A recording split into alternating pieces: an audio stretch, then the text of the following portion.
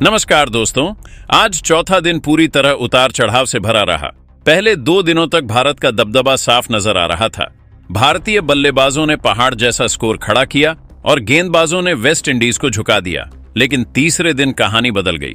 सुबह कुलदीप यादव के जादू से वेस्ट इंडीज लड़खड़ाती दिखी, फिर भी शाम तक हालत पलट गए। जॉन कैम्बेल और शेहोप ने ऐसी साझेदारी निभाई जिसने मैच की दिशा ही बदल दी। लेकिन इस टेस्ट का चौथा और निर्णायक दिन भारतीय टीम के नाम रहा। कैरेबियाई टीम से 2 शतक इस दिन देखने को मिले, लेकिन कुलदीप यादव ने फिर से अपनी गेंदबाजी का कमाल विश्व जगत को दिखाया। तो वही बुमराह और जडेजा जैसे अनुभवी गेंदबाजों ने भी इस चौथे दिन विरोधी टीम को डरा के रखा। अब भारतीय टीम से जीत कोई ज्यादा दूर नहीं है।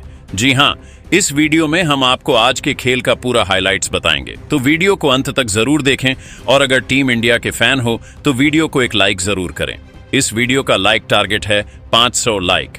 नमस्कार दोस्तों, दूसरे टेस्ट मुकाबले के चौथे दिन का सबसे रोमांचक खेल आज दिल्ली के अरुण जेटली क्रिकेट स्टेडियम पर खेला गया, जहां पर भारतीय टीम से मिले पहले पारी के 518 रनों के पहाड़ जैसे लक्ष्य का पीछा करते हुए बल्लेबाजी करने आई वेस्ट इंडीज की टीम इस टेस्ट मुकाबले के तीसरे दिन भारतीय गेंदबाजी के सामने पूरी तरह असफल हो गई और पूरी की पूरी इंडीज की टीम 248 रन ही अपनी पहली पारी में बना पाई, जहां पर कुलदीप यादव ने इस मुकाबले में 5 विकेट लेकर इंडीज की बल्लेबाजी के आत्मविश्वास पर गहरी चोट कर दी। लेकिन भारतीय टीम ने इस टेस्ट मुकाबले के तीसरे दिन इंडीज की टीम को फुल ऑन देकर फिर एक बार बल्लेबाजी के लिए बुलाया और इस तीसरे दिन इंडीज के फिर से 2 दिग्गज ओपनर बल्लेबाज मैदान में उतरे। लेकिन इस तीसरे दिन इंडीज के खिलाड़ी गजब की बल्लेबाजी करते दिखे। पहले 2 विकेट जल्दी खोने के बाद वेस्ट इंडीज की टीम ने इस तीसरे दिन के खत्म हो जाने तक 173 रन बनाए।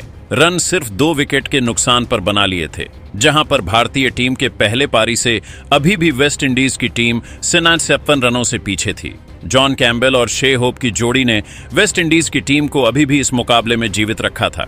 लेकिन आज टेस्ट मुकाबले का चौथा और सबसे महत्वपूर्ण दिन शुरू हुआ। वेस्ट इंडीज के दोनों ही सेट बल्लेबाज जॉन कैम्बेल और शे होप की जोड़ी फिर एक बार इस मुकाबले के चौथे दिन मैदान में उतरी। तो वहीं भारतीय टीम की तरफ से इस चौथे दिन की शुरुआत करने रविंद्र जडेजा मैदान में आए थे। लेकिन रविंद्र जडेजा के इस ओवर में उनकी गेंदें उनका कहना मानती हुई दिख रही थी। अब इस मैदान पर स्पिन गेंदबाजों को बहुत ही ज्यादा मदद मिलती हुई नजर आ रही थी। तो वहीं दूसरे छोर से रविंद्र जडेजा के साथ गेंदबाजी डाल रहे जसप्रीत बुमराह भी अपनी गेंदबाजी से लगातार वेस्ट इंडीज के बल्लेबाजों को मुश्किल में डाल रहे थे। लेकिन फिर भी जॉन कैम्बेल और शे होप की यह साझेदारी भारतीय टीम के लिए अब एक बहुत ही बड़ा खतरा बन चुकी थी। देखते ही देखते इन दोनों की यह साझेदारी 150 रनों का आंकड़ा पार कर गई। भारतीय गेंदबाजी के खिलाफ वेस्ट इंडीज के यह बल्लेबाज तेजी से रन नहीं बना पा रहे थे, लेकिन अपना विकेट भी आसानी से भारतीय गेंदबाजी को नहीं लेने दे रहे थे। भारतीय कप्तान शुभमन गिल और भारतीय टीम का हर एक गेंदबाज दबाव में नजर आने लगा था। भारतीय टीम के पहली पारी का लक्ष्य अब वेस्ट इंडीज के यह दोनों ही बल्लेबाज धीरे धीरे कम करते जा रहे थे। लेकिन अब सभी की नजरें लाजवाब बल्लेबाजी कर रहे जॉन कैम्बेल के ऊपर थीं और फिर पारी के 88वें ओवर में गेंदबाजी पर आए रविंद्र जडेजा के खिलाफ इस ओवर की 5वीं गेंद पर एक धमाकेदार लगाते हुए जॉन कैम्बेल ने अपना इस मुकाबले का एक ऐतिहासिक शतक पूरा कर लिया। जॉन कैम्बेल की इस लाजवाब पारी ने भारतीय गेंदबाजी के तक होश उड़ा दिए थे। तो वही शतक पूरा करने के बाद जॉन कैम्बेल और भी ज्यादा तेजी से रन बनाने लगे थे। गेंदबाजी पर आए मोहम्मद सिराज के खिलाफ एक जबरदस्त चौका जॉन कैम्बेल के बल्ले से देखने को मिला था। कोशिश तो हर एक भारतीय गेंदबाज कर रहा था, लेकिन उसमें भारतीय खिलाड़ियों को सफलता नहीं मिल रही थी। वेस्ट इंडीज की यह साझेदारी भारतीय टीम की जीत के बीच में एक बड़ी अड़चन बनती हुई नजर आने लगी थी। शे होप और जॉन कैम्बेल ने मिलकर अब अपनी टीम को 200 रनों का आंकड़ा पार करवा दिया था। दोनों की यह साझेदारी 177 रनों की हो चुकी थी। लेकिन तभी गेंदबाजी पर लगाए गए रविंद्र जडेजा ने पारी की 64वें ओवर में शतक लगाकर बल्लेबाजी कर रहे जॉन कैम्बेल को एलबीडब्ल्यू आउट कर दिया। जॉन कैम्बेल 199 गेंदों में 115 रनों की एक लाजवाब पारी खेलकर आउट हो गए थे। रविंद्र जडेजा ने वेस्ट इंडीज की एक बहुत ही बड़ी विकेट भारतीय टीम को दिलाई थी। बहुत समय बाद भारतीय टीम को इस मुकाबले में वापसी करने का मौका मिला था, लेकिन अब मैदान पर वेस्ट इंडीज के कप्तान रॉस्टन चेज आए थे। लेकिन रोस्टन चेज ने आते ही विस्फोटक अंदाज में बल्लेबाजी करना शुरू कर दिया और गेंदबाजी के लिए आए वॉशिंगटन सुंदर के खिलाफ एक धमाकेदार रोस्टन चेज के बल्ले से देखने को मिला। अब फिर एक बार रोस्टन चेज और सेट हो चुके शे होप के बीच एक और साझेदारी वेस्ट इंडीज की टीम के लिए बननी शुरू हो चुकी थी। वेस्ट इंडीज की बल्लेबाजी आसानी से हार नहीं मान रही थी और भारतीय गेंदबाजी को कड़ी टक्कर दे रही थी। भारतीय गेंदबाजी वेस्ट इंडीज के लगातार विकेट नहीं ले पा रही थी। कप्तान रोस्टन चेज भी अब मैदान में पूरी तरह सेट हो चुके थे और छह होप के साथ अपनी साझेदारी को लगातार बड़ा बनाते जा रहे थे। भारतीय गेंदबाजी अब इस मुकाबले में बहुत ही ज्यादा दबाव में थी। कप्तान शुभमन गिल अपने हर एक गेंदबाज को वेस्ट इंडीज की इस बल्लेबाजी के आगे लगा रहे थे, लेकिन उसका कोई भी फायदा भारतीय टीम को नहीं मिल रहा था। और फिर इस दूसरे टेस्ट मुकाबले के चौथे दिन का पहला सेशन भी इंडीज के नाम रहा और इस पहले सेशन के अंत तक इंडीज की टीम ने 252 रन 3 विकेट के नुकसान पर बना लिए, जहां पर अब वेस्ट इंडीज की टीम सिर्फ 18 रनों से भारतीय टीम के पहले पारी से पीछे है। उसके बाद इस दूसरे टेस्ट मुकाबले के चौथे दिन का दूसरा सेशन शुरू हुआ। फिर एक बार वेस्ट इंडीज के कप्तान रोस्टन चेज और अपने शतक के काफी नजदीक पहुंच चुके शे होप बल्लेबाजी के लिए मैदान में उतरे, लेकिन मैदान में उतरते ही फिर एक बार उसी तेजी से वेस्ट इंडीज की इस बल्लेबाजी ने रन बनाना शुरू कर दिया था। शे होप ने मैदान में आते ही कुलदीप यादव के खिलाफ एक लाजवाब चौका लगा दिया था, लेकिन जैसे ही इस पारी के 80 ओवर पूरे हो गए, वैसे ही भारतीय टीम ने दूसरी नई गेंद ले ली और इस नई गेंद के साथ पहला ओवर डालने जसप्रीत बुमराह आए थे।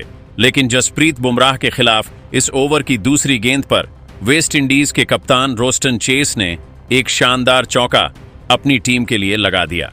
तो वहीं इसी चौके के साथ 6 होप के साथ वेस्ट इंडीज के कप्तान रोस्टन चेज की अर्धशतकीय साझेदारी भी पूरी हो गई। वेस्ट इंडीज की टीम अब एक मजबूत स्थिति में पहुंच चुकी थी।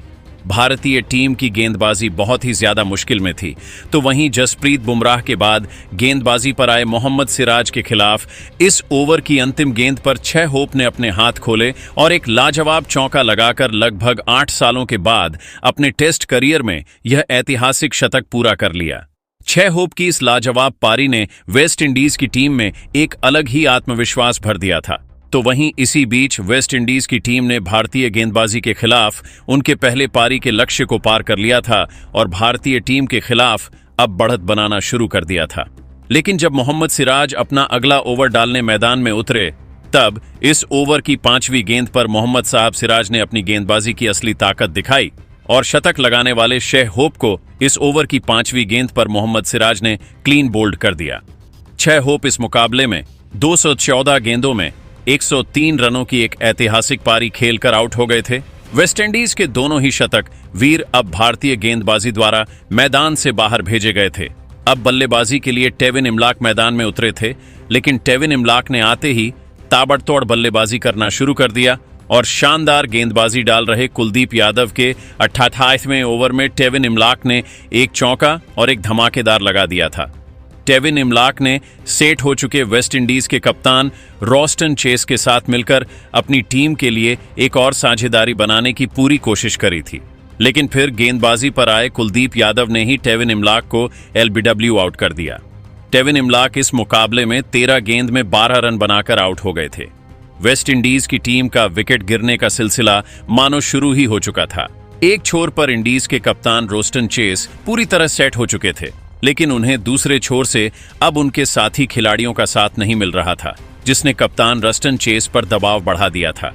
विकेट गिरने के बाद जस्टिन ग्रीव्स बल्लेबाजी के लिए मैदान में उतरे थे, लेकिन तभी फिर एक बार गेंदबाजी पर आए कुलदीप यादव ने सेट हो चुके वेस्ट इंडीज के कप्तान रोस्टन चेज को देवदत्त पडिक्कल के हाथों कैच आउट कर दिया।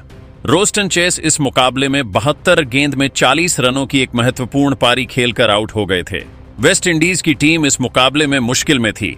इस शानदार शुरुआत के बाद वेस्ट इंडीज की टीम अब अपने लगातार विकेट खोती जा रही थी। अब बल्लेबाजी के लिए खैरी पियर्स आए थे, लेकिन खैरी पियर्स ने आते ही अपना बल्ला घुमाना शुरू कर दिया। लेकिन सटीक गेंदबाजी डाल रहे कुलदीप यादव के सामने खैरी पियर्स एक बड़ा शॉट खेलने के चक्कर में नीतीश कुमार रेड्डी के हाथों कैच आउट हो गए। खैरी पियर्स इस मुकाबले में अपना खाता भी नहीं खोल पाए थे। कुलदीप यादव ने अपनी लाजवाब गेंदबाजी से फिर से वेस्टइंडीज की टीम को पूरी तरह बैकफुट पर धकेल दिया था।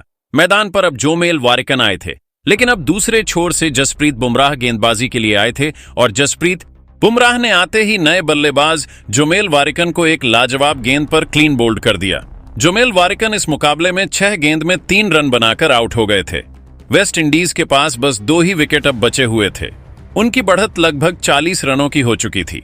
मैदान पर एंडरसन फिलिप्स आए थे, लेकिन भारतीय गेंदबाजी के सामने इस समय पर बल्लेबाजी करना मुश्किल हो चुका था।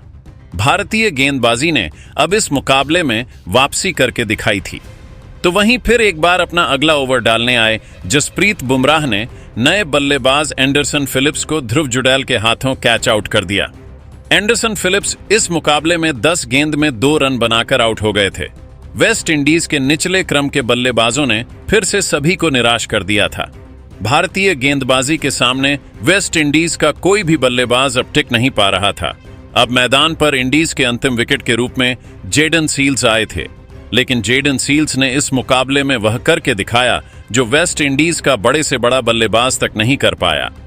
जेडन सील्स ने अंतिम विकेट के लिए सेट हो चुके जस्टिन ग्रीव्स के साथ मिलकर भारतीय गेंदबाजी के खिलाफ एक सबसे महत्वपूर्ण साझेदारी अपनी टीम के लिए बनाई।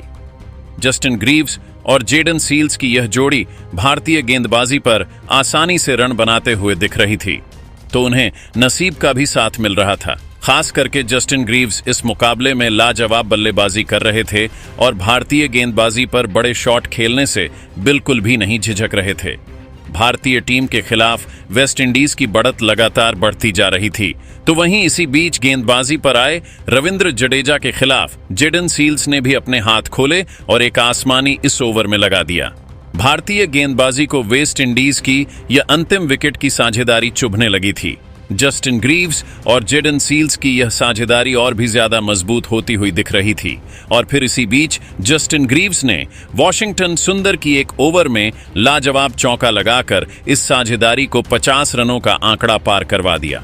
और फिर इस दूसरे टेस्ट मुकाबले के चौथे दिन के दूसरे सेशन के खत्म हो जाने तक वेस्ट इंडीज की टीम ने 361 रन 9 विकेट के नुकसान पर बना लिए हैं, जहां पर अब वेस्ट इंडीज की टीम की बढ़त 51 रनों की हो चुकी है।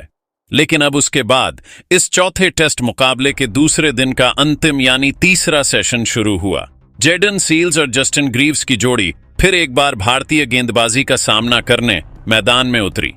लेकिन इस सेशन की शुरुआत में भी वेस्ट इंडीज के यह दोनों ही बल्लेबाज पूरे आत्मविश्वास के साथ भारतीय गेंदबाजी का सामना कर रहे थे और अपनी साझेदारी को और भी ज्यादा मजबूत बनाते जा रहे थे। देखते ही देखते वेस्ट इंडीज की यह बढ़त 100 रनों की हो चुकी थी। भारतीय टीम को यह इंडीज का अंतिम विकेट लेने में बहुत सारी मेहनत करनी पड़ रही थी। वेस्ट इंडीज के यह दोनों ही बल्लेबाज मैदान में बेहतरीन और जबरदस्त बल्लेबाजी कर रहे थे, जिस वजह से अब कप्तान शुभमन गिल को फिर एक बार जसप्रीत बुमराह को गेंद थमानी पड़ी। लेकिन जसप्रीत बुमराह के इस ओवर में लाजवाब बल्लेबाजी कर रहे जस्टिन ग्रीव्स ने अपना इस मुकाबले का एक शानदार अर्धशतक पूरा कर लिया।